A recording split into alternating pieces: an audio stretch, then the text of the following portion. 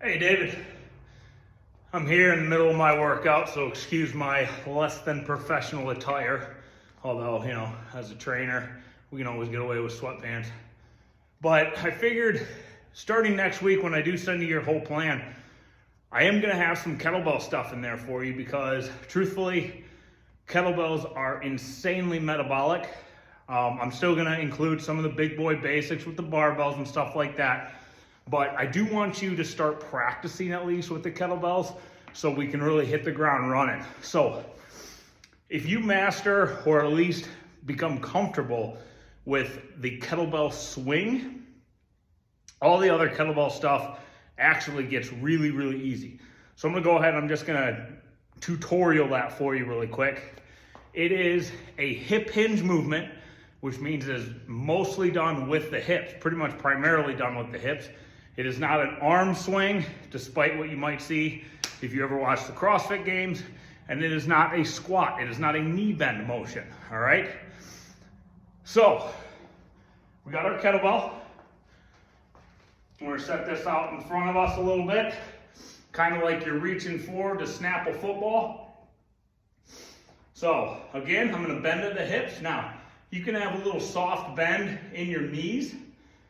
So that's perfectly fine, but I'm gonna go out, I'm reaching forward, I'm gonna pull this kettlebell back, and all of a sudden I'm into that swing motion, and I'm gonna move that kettlebell, not with my arms, but I'm gonna push it forward with my hips.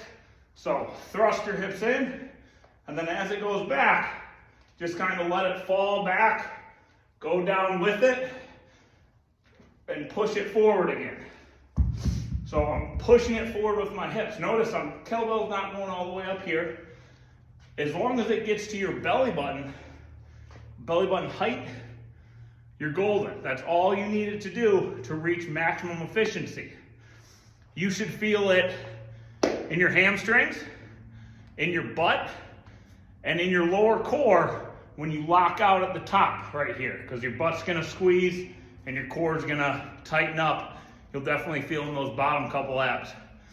But if you're feeling it in your shoulders, you're using too much weight, you're using too much arms. You'll obviously get a little tired in the forearms because you're holding on to it. Now, as you practice this, remember, kettlebells are actually done with decent weight.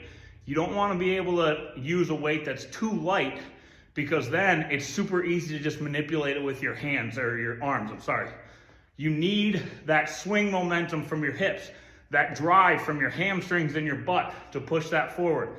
So I know you said that you don't know the different weights of the kettlebells in your gym. Play around with them, okay? I have a purple here. Usually most kettlebells are colored the same across brands. So purple one, it's about 40 pounds. And they're in kilograms, so it's not exactly 40 pounds. But once again, I'm just gonna show you this one more time. My feet, just a nice shoulder width apart, nice comfort level. I'm reaching forward. Notice I'm sticking my butt all the way back. Reaching forward, pull it back, hips up. All right?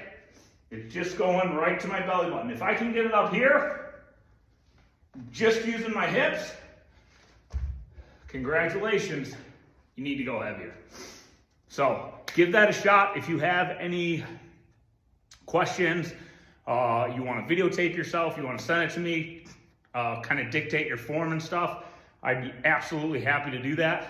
But remember, I am going to incorporate some kettlebell stuff because that is the #1 way to get metabolic while still building muscle. All right, you can still use heavy stuff and still get really metabolic with them. So kettlebells will be used sparingly in this program that I'm coming up with you for the next 4 weeks. So give it a try. Let me know what you think. Good luck, man.